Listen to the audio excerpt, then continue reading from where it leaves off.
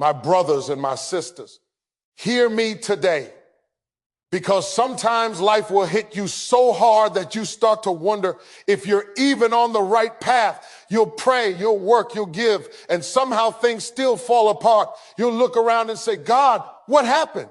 I thought I was doing everything right. But I came to tell you that setback is not your ending. It's a setup, a divine setup for a breakthrough that will shake the very ground beneath your feet. You see, what looks like rejection is often redirection. What feels like delay is often divine development. God will sometimes close one door, not because he's punishing you, but because he's preparing you for a room you're not even ready to walk into yet. Some of you are in the middle of your setup right now. You're crying in the dark, wondering if the promise is still real. But I came to remind you, he's not done with you yet. When the pressure comes, don't panic. Pressure produces power. A seed can't grow until it's buried in the dirt. You might feel buried, but baby, you're not buried, you're planted. And when you're planted, the dirt isn't meant to kill you. It's meant to cover you until you grow. That's why the enemy's been fighting you so hard. That's why doors have been slamming in your face, because the enemy knows if you ever rise from that dirt, if you ever break through that soil, there's no stopping what God's about to do through you. So don't you quit in the middle of your pain. Don't you run from the process. Every tear, every trial, every setback, it's all working together for your setup. Sometimes you have to stand still and see the salvation of the Lord, because your greatest breakthrough often comes right after your greatest breakdown. So lift your head, wipe your tears, and tell yourself, hey, Burkett, this setback, this pain, this delay, it's not the end. It's my setup for breakthrough. Because when God turns it, he's going to turn it so good that people will look at you and say, how did they survive that? And you'll smile and say, what looked like a setback was my setup all along. Setbacks are not signals of failure. They're seeds of growth. When life throws you off course, when the dream you've been nurturing starts to fall apart right in front of you, it's easy to think you failed. It's easy to look at the closed door, the lost opportunity, the betrayal, or the disappointment and believe that somehow you missed your moment. But failure is not always what it looks like. Sometimes what you're calling failure is actually a seed, a divine seed, buried deep beneath the soil of difficulty, waiting for the right season to grow. See, every seed starts in darkness. When a farmer plants a seed, it disappears from sight. It's pushed into the dirt, pressed under pressure, surrounded by silence. But that hiddenness is not death. It's development.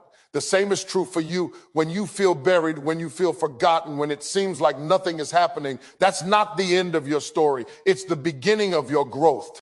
The soil may look like a grave, but in God's hands, it becomes a womb. Something is forming beneath the surface that you can't yet see. We often judge success by visibility, by what's happening on the outside. We want instant progress, quick rewards, visible proof that we're moving forward. But growth rarely happens in the spotlight. Growth happens in the secret place, in the dark, in the seasons when you're unsure, when you're learning to trust, when you're forced to depend on faith instead of sight. Setbacks are God's way of taking you underground, not to punish you, but to prepare you.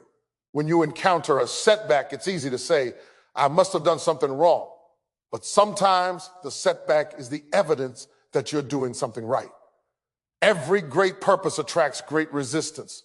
The very fact that you're facing opposition means that what's inside you is powerful enough to threaten the comfort of your surroundings. A seed can't grow on the surface. It has to go deep.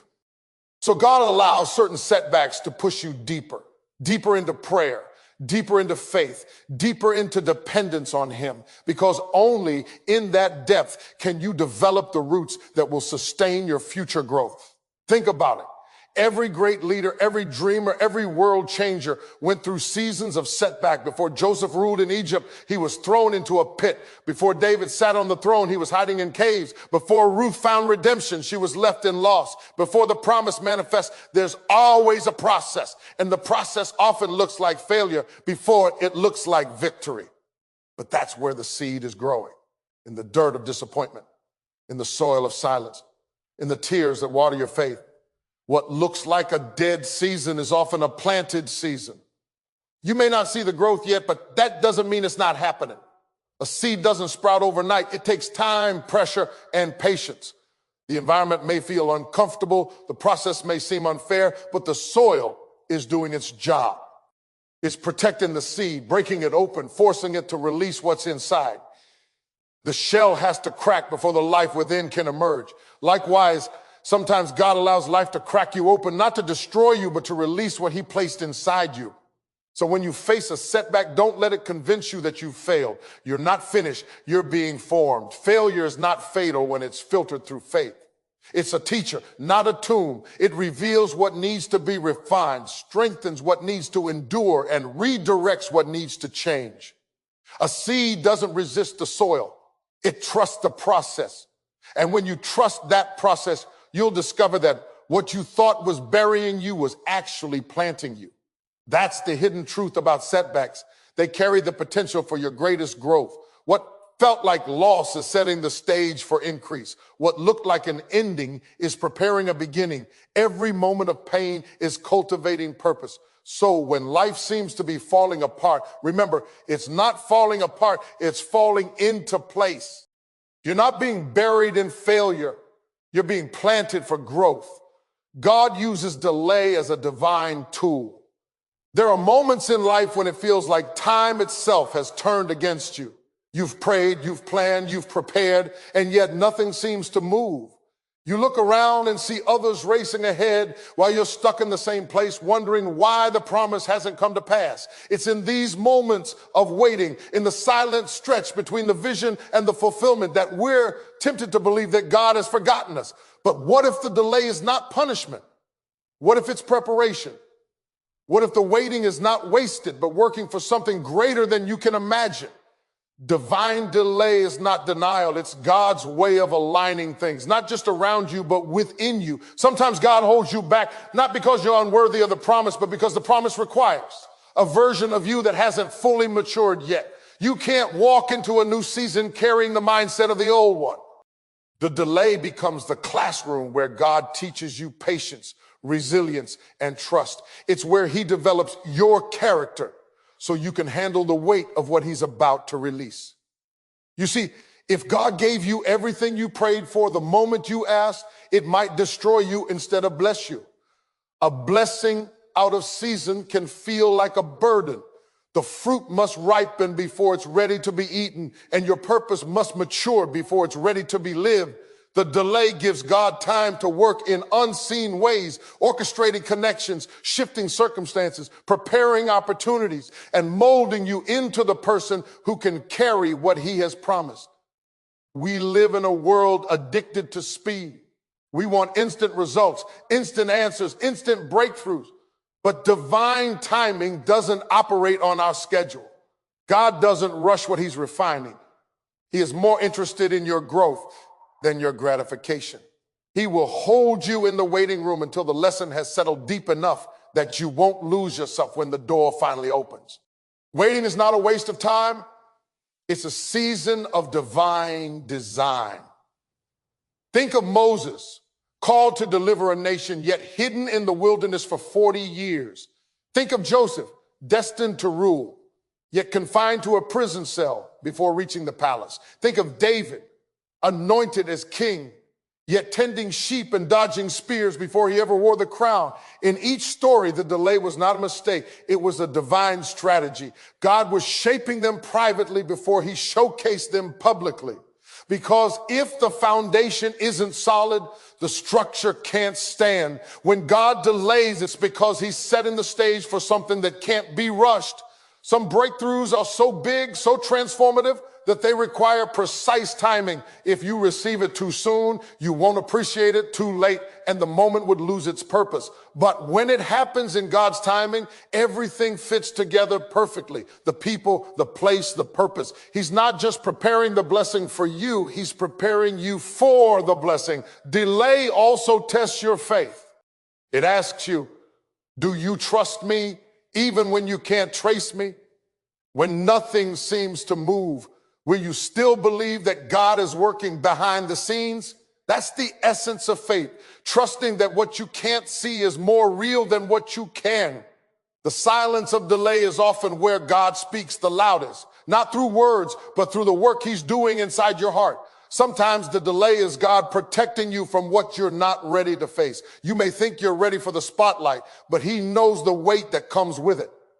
You may think you're ready for that relationship, that promotion, that platform, but he sees the unseen challenges that would come with it. So he shields you with delay, letting you grow stronger in the shadows until the moment you can stand in the light without crumbling. In the waiting, you learn to depend on him instead of the outcome. You learn to find peace in the process instead of panic in the pause. You discover that the delay is where intimacy with God deepens, where your roots grow down before your branches reach up. Because if you can trust him in the delay, you'll never doubt him in the delivery. The wait refines your worship, purifies your motives, and strengthens your spirit. It teaches you that the promise is not the prize, his presence is. So when you find yourself in a season of waiting, don't despise it. The delay is not God ignoring you. It's God investing in you. It's not rejection, it's redirection. Every moment of stillness is part of a larger plan crafted by divine hands that never waste time. What feels like a pause is actually a process, and what seems like a setback is often the slow unfolding of something extraordinary that only patience can reveal. Pressure produces power. Nothing great is ever born in comfort. Every diamond, every masterpiece, every world changer has one thing in common. They were shaped under pressure. When you feel the weight of life pressing down on you, when circumstances squeeze you until it feels like you can't breathe, when responsibilities, expectations, and disappointments seem to collide all at once, that is not the moment to give up. That is the moment when transformation begins. Because pressure doesn't come to destroy you, it comes to develop you. A diamond doesn't start as a diamond. It begins as carbon, common, ordinary, unremarkable. But under immense heat and crushing pressure, that simple carbon is transformed into one of the most valuable substances on earth. The same principle applies to your life. You might feel ordinary, overlooked, or even broken, but when God allows pressure to come your way, it's because he sees the potential hidden inside you. Pressure reveals what's within. It exposes weakness, refines strength, and pulls greatness out of hiding. The truth is, we grow the most when life presses the hardest. You'll never discover how strong you are until being strong is your only choice. Pressure has a way of awakening gifts you didn't know you had. It forces you to think differently, to pray harder, to rise higher. It strips away the superficial and demands authenticity. Under pressure, you can't pretend. You either collapse or you conquer. And when you choose to keep standing, something powerful begins to rise inside you. Endurance, resilience, faith. Sometimes God allows pressure not to punish you, but to position you. The pressure you feel today could be the very force that propels you into your next level. Look at the olive. It has to be crushed before it produces oil. The grape has to be pressed before it produces wine. Without crushing, there is no flow. Without pressure, there is no anointing. The very thing that's squeezing you may be the process that's preparing you for greater influence, greater strength, and greater purpose. Pressure also teaches you how to handle power responsibly.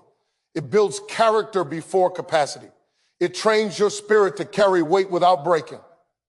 Because power without preparation becomes dangerous. Many people want promotion, but few are willing to endure the pressure that comes before it. Everyone wants the platform, but not everyone is willing to go through the process. The process is where God stretches your faith, disciplines your emotions, and anchors your heart. If he gave you power without pressure, you wouldn't appreciate it and you wouldn't be able to sustain it. Even nature teaches us that pressure precedes greatness. The butterfly must struggle to emerge from the cocoon. If you try to help it, it will never develop the strength to fly. The chick must push against the shell to break free. The seed must split open in darkness before new life bursts forth. Pressure is not your enemy. It's the midwife of your purpose. It delivers you into a stronger, wiser, more powerful version of yourself.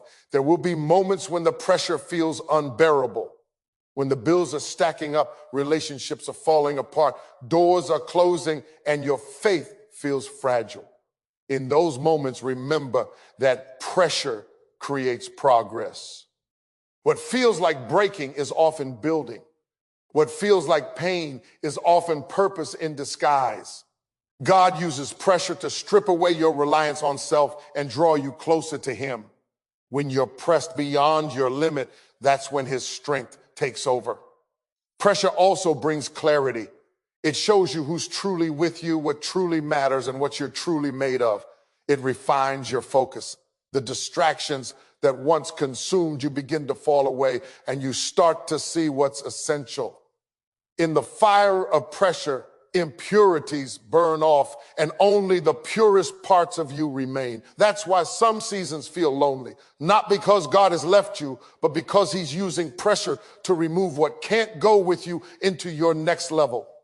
The most powerful people you'll ever meet aren't the ones who had it easy. They're the ones who survived pressure and came out stronger. They learned how to take pain and turn it into purpose, how to take adversity and turn it into advancement. They discovered that pressure is not the end. It's the beginning of a new dimension of strength. So when you're under pressure, don't curse it. Embrace it. Let it do its work in you, because what's forming in you under pressure will one day flow from you in power. The same weight that once crushed you will become the very thing that strengthens you. The same situation that brought you to your knees will one day become the testimony that lifts someone else up. Pressure doesn't just produce power, it proves it. It reveals that you were built for more, that you can handle more, and that within you lies a strength that no storm can steal. Your struggle is proof that something greater is coming. Struggle is not a sign of weakness. It is a signal that destiny is stirring. The very fact that you are fighting battles, facing opposition, and enduring hardship means that there is something valuable within you worth fighting for. The enemy doesn't attack what has no potential. He doesn't bother what has no purpose. If you are under pressure, if you are in the middle of a storm, if you are wrestling with disappointment, pain, or uncertainty, it's because there's greatness in you that is about to emerge. Struggle is the birthplace of strength. No one becomes powerful without resistance. Just as muscles only grow when they are pushed beyond comfort, your spirit, faith, and character are strengthened through the tension of adversity. Every tear you've cried, every night you've stayed awake questioning, every burden you've carried, none of it is wasted. Struggle builds spiritual endurance. It stretches your capacity to trust when nothing makes sense and teaches you to stand when everything in you wants to fall apart. Sometimes we misunderstand struggle. We think it means we're doing something wrong. We believe that if things were truly right, the path would be smooth. But the truth is, struggle often appears right before breakthrough. The darkest night always comes before the dawn. The moment of greatest resistance is often the moment right before release. When life becomes hardest, when everything seems to push back against your progress, that's a sign that the blessing is closer than you think. Struggle has a way of shaking loose everything that isn't real. It strips away pride, pretense, and shallow dependence. It forces you to face yourself, to confront your fears, and to cling to faith when there's nothing else left to hold. Struggle refines you. It purifies your motives, reveals your true priorities, and prepares you for the very thing you've been praying for. Because the truth is, if you received your breakthrough too easily, you wouldn't appreciate it. You wouldn't have the wisdom to sustain it. The struggle ensures that when you finally reach the promise, you'll value it, protect it, and honor it.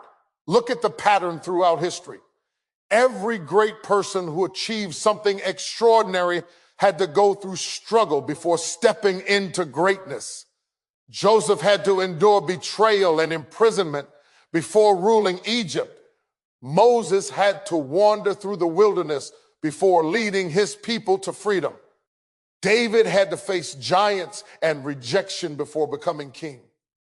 Even the butterfly must struggle to break free from its cocoon. Without that struggle, its wings would never be strong enough to fly. The struggle is not punishment, it's preparation. When you're in the midst of struggle, it can feel endless. You might ask, why me? Why now? Why this? But if you could see from God's perspective, you'd understand that the struggle is shaping you for what's next. Every obstacle is training your endurance. Every delay is deepening your roots. Every setback is setting the stage for a comeback. What feels like resistance is actually refinement. God is using your current battles to prepare you for future blessings that are bigger than you can imagine. Struggle also reveals what's inside you. It exposes your strength, your faith, and your perseverance. You'll never know how much you can endure until you're forced to endure. You'll never know how powerful your prayer life can become until life gives you something to pray through. You'll never know how strong your faith is until it's tested. Every struggle is a mirror, reflecting not just your pain, but your potential. There's something sacred about struggle. It draws you closer to God in ways comfort never could. It teaches you dependence, humility, and trust. It drives you to your knees, but it also teaches you how to rise. In the struggle, you find out that you can survive more than you thought. You discover that grace is real, that even when you're weak, He's still strong. You learn that survival itself is evidence of purpose. If the struggle didn't take you out, it's because there's still something in you that has yet to be revealed. So when life feels like a battle, don't let despair convince you that you've lost. The struggle is not the end. It's the middle of your becoming. Something greater is coming. Greater peace, greater purpose, greater clarity, greater strength. The intensity of your struggle is a reflection of the magnitude of your calling. The harder the fight, the greater the victory on the other side. You may be pressed, but you're not crushed. You may be knocked down, but you're not destroyed. Every struggle you face is evidence that destiny is moving in your direction, that heaven is aligning on your behalf, and that what's ahead of you is far greater than what's behind you. Shift your perspective. See the setup. Life is filled with moments that don't make sense when you're in them. Disappointment, betrayal, loss, and delay can cloud your vision until all you see is pain. But perspective changes everything. When you shift how you see a situation, you begin to recognize that what looked like a setback may actually be a setup. The same event that once made you question your purpose can, through a new lens, reveal that purpose in ways you never expected. Perspective is the difference between despair and destiny. Two people can experience the same situation. One sees tragedy, the other sees training. One sees a problem, the other sees potential. It's not always the circumstance that needs to change, it's how you interpret it. Because until your perspective shifts, your progress can't begin. What you call the end may actually be the middle of a divine process. And what you call broken may be exactly what God is using to build something new. When you're in the middle of hardship, it's easy to get trapped in the question, why me? But faith invites you to ask a better question. What is this teaching me? That shift changes everything.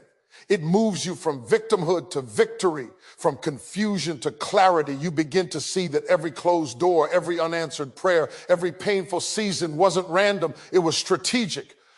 God has a way of disguising blessings in burdens and purpose in problems. He uses disappointment to redirect you, difficulty to develop you, and delay to position you. Sometimes God's setup doesn't look like a miracle. It looks like a mess. When Joseph was sold into slavery, it didn't look like destiny. When he was thrown into prison, it didn't look like purpose. But years later, when he stood in the palace, he could look back and say, what others meant for evil, God turned for good. That's perspective. You don't always see the setup while you're in it. But when you look back, You realize every detour was direction. Every heartbreak was molding your heart, and every struggle was strengthening your spirit. The greatest challenge is learning to see purpose while you're still in the process. It's easy to see it when the story is complete, but real faith is believing that even now, even here, something meaningful is happening. When you shift your perspective, you stop asking God to take you out of the storm and start asking him to show you what the storm is producing. Because storms aren't sent to drown you, they're meant to develop you. You don't grow roots in sunshine, you grow them in the rain. Perspective transforms pressure into power. When you realize that life isn't happening to you, but happening for you, everything changes. You begin to see that the struggle you're in is not punishment, but preparation. The closed doors were protection. The people who walked away weren't rejection, they were release. The delay wasn't denial, it was divine timing. It all depends on how you choose to see it. If you focus on what you lost, you'll stay stuck in pain. But if you focus on what it's producing, you'll move into purpose. God often uses confusion to clear your path. He'll let something fall apart to make room for something greater. But if you're only looking through the lens of loss, you'll miss the setup. Every time life knocks you down, every time you face a setback, you have two choices. You can stay on the ground asking why, or you can get up and ask what now. That's perspective. That's faith. It's saying, I don't see the full picture, but I trust that the artist does. You shift your perspective, peace begins to replace panic. Instead of seeing chaos, you start to see coordination. Instead of feeling abandoned, you realize you're being guided. The very thing you thought was breaking you might actually be building you. The very door that closed might have been shutting out danger. When you see the setup, you no longer resent the process. You respect it. You begin to thank God not only for what he gave, but for what he withheld. Because if he didn't allow it, you wouldn't be where you are today. Perspective is power. It gives you the ability to endure seasons that would crush others. It allows you to stand in the fire and still believe in the promise. When you shift your view from pain to purpose, from confusion to calling, from despair to destiny, you align your heart with heaven's vision. The struggle doesn't stop, but your understanding deepens. You stop seeing yourself as a victim of circumstance and start seeing yourself as a vessel of transformation. So, when life feels heavy, when plans fall apart, when nothing makes sense, pause, breathe, shift your perspective, because hidden in that chaos is a setup for something beautiful. The disappointment you feel today might be the very foundation of tomorrow's breakthrough. The storm you're in might be steering you toward a new season. It's all in how you see it. Once your eyes adjust to face perspective, you'll realize nothing was wasted, nothing was random, and everything was setting you up for greater. Stand still. Breakthrough requires endurance. There comes a moment in every journey when the weight of waiting feels unbearable, when faith feels thin and fragile, and when every instinct in you wants to run, to quit, to fix things by your own strength. But some battles aren't won by movement. They're won by stillness. There are times when the most powerful thing you can do is to stand. Not because standing feels easy, but because it's the only way to show that you trust God's timing more than your own understanding. Endurance is the language of faith. It's not glamorous, it's not fast, and it doesn't always feel victorious, but it is essential. Everyone loves the idea of breakthrough. The moment the door finally opens, the miracle finally manifests, the dream finally becomes reality. But what few people talk about is the waiting, the wrestling, the wilderness before the breakthrough. That in-between space where you're too far from where you started, yet not close enough to see the finish line. That's where endurance is built. That's where faith is forged. To stand still doesn't mean to do nothing. It means to remain grounded in trust when everything around you tempts you to panic. It means you refuse to let your emotions dictate your direction. You may not have the answers. You may not understand the delay, but you choose to hold your position, believing that God is working even when you can't see it. Stillness isn't inactivity. It's spiritual stability. It's the kind of peace that doesn't depend on circumstances. It's the inner strength that whispers, I don't know how this will work out, but I know who's working it out. Breakthroughs aren't birthed in convenience. They're birthed in consistency. The walls of Jericho didn't fall after one lap. It took 7 days of walking in silence, 7 days of obedience, 7 days of endurance. Each lap looked the same, felt the same, sounded the same, but with every step, something was happening in the unseen realm. That's what endurance looks like. Trusting that even when it seems like nothing's changing, something is shifting behind the scenes. Standing still tests your faith like nothing else. It's easy to believe when prayers are answered quickly. It's easy to worship when doors open easily. But when heaven feels silent and progress seems invisible, endurance becomes the proof of your faith. It's in those seasons that God asks, will you still trust me even when you don't see me moving? Because breakthrough isn't just about what you're waiting for. It's about who you're becoming while you wait. Endurance purifies your motives. It reveals whether you love the promise more than the promise keeper. It teaches you to worship without reward, to believe without evidence, to hold on without certainty. That's when faith matures, not in the sunshine, but in the shadows. You may feel like you're standing still, but spiritually, you're being strengthened.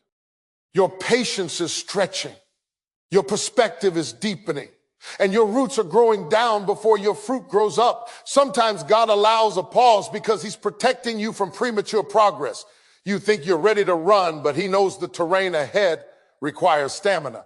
If he lets you move too soon, the weight of the blessing could crush you. So he holds you in the waiting room, not to frustrate you, but to fortify you. Every delay has purpose. Every moment of stillness is a setup for strength.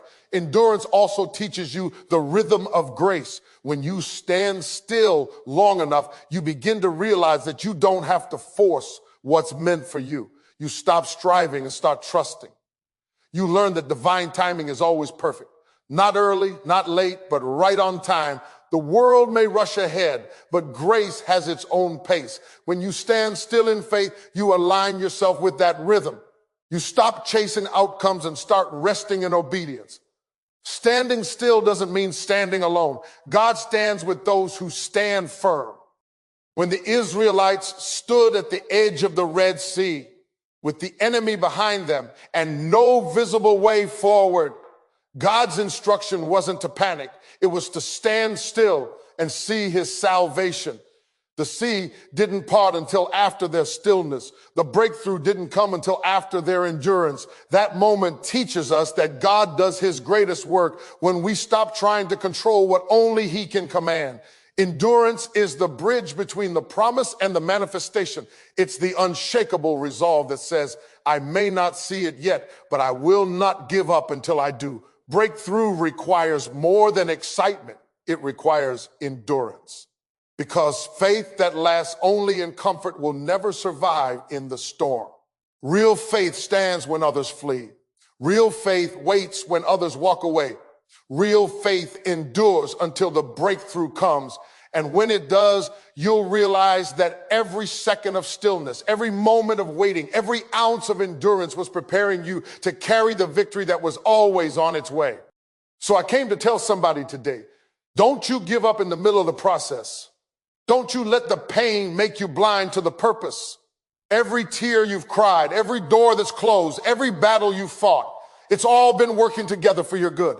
You may have been set back, but you're not set out. You may have been delayed, but you're not denied. You may feel buried, but you're not buried. You're planted.